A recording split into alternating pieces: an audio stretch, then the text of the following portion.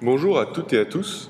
Dans le cadre du cours de gestion de projet, nous nous sommes intéressés aux réglementations thermiques en vigueur en France et au Québec.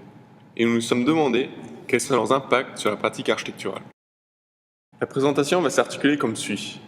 Tout d'abord, nous allons tenter de comparer les deux textes réglementaires retenus en passant par une présentation de leurs principes généraux. Ensuite, nous établirons une analyse critique de notre comparaison en insistant sur les cultures divergentes. Enfin, nous conclurons notre travail. En France, la réglementation en vigueur est la RT 2012. Celle-ci développe une approche globale sur la performance énergétique. Elle vise une réduction de la consommation du bâtiment qui doit se situer entre 50 et 80 kWh par mètre carré par an. Trois exigences sont requises, mais qui ne représentent qu'une dimension abstraite de la construction.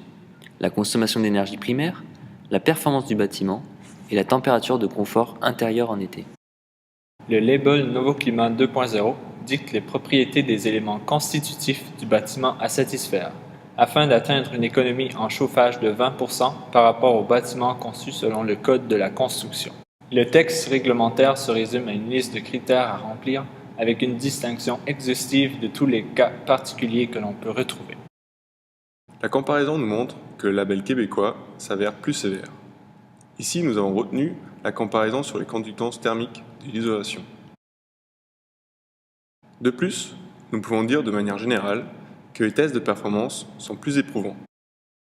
En France, on assiste à une conception séquencée, c'est-à-dire que l'architecte conçoit des espaces que l'ingénieur essaiera de certifier par le calcul. Même si cette démarche tend à disparaître avec l'amorce d'un rapprochement entre l'architecte et l'ingénieur, elle persiste dans l'élaboration des normes.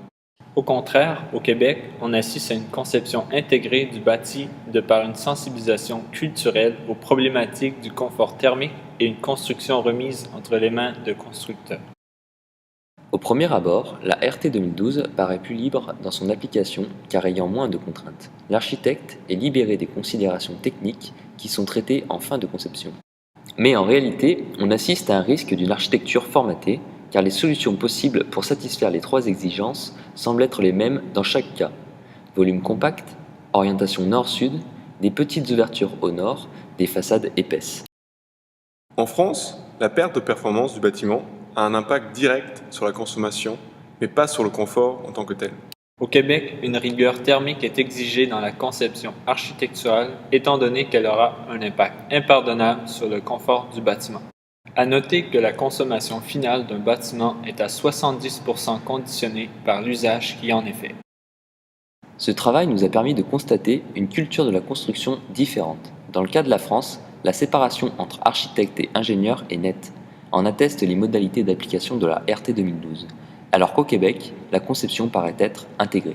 Toutefois, ces divergences d'approche semblent se niveler grâce notamment au développement de formations complémentaires, double cursus ou encore le développement de conception intégrée. En guise d'ouverture, nous pouvons nous demander à quelle discipline ce type d'approche porte-t-il préjudice.